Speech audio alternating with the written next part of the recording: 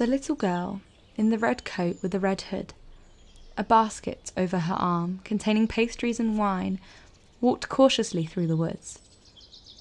Upon turning a corner, she met a wolf.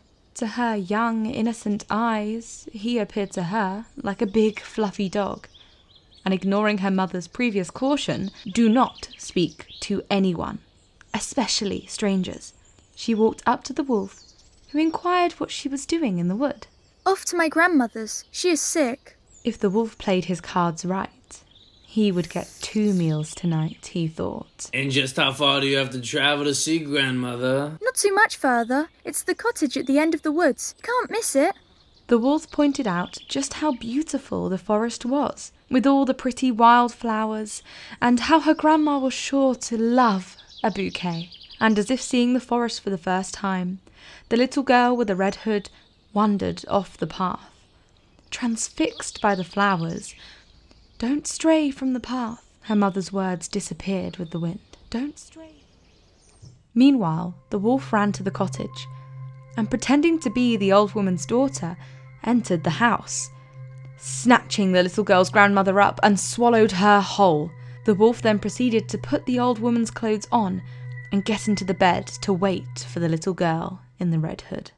Each time the little girl with the red hood picked a flower, it was as if another prettier one appeared a few steps over, and before long she became lost and began to panic.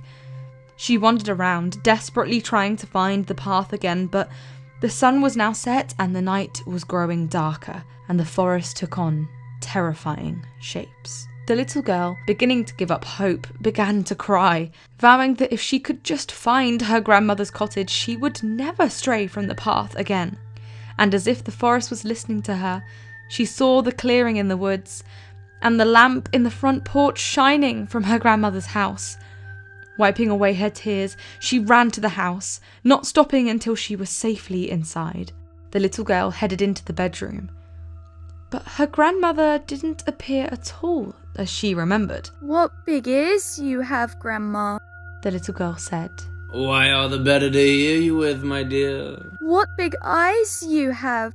All the better to see you with, my dear. But oh, what sharp teeth you have.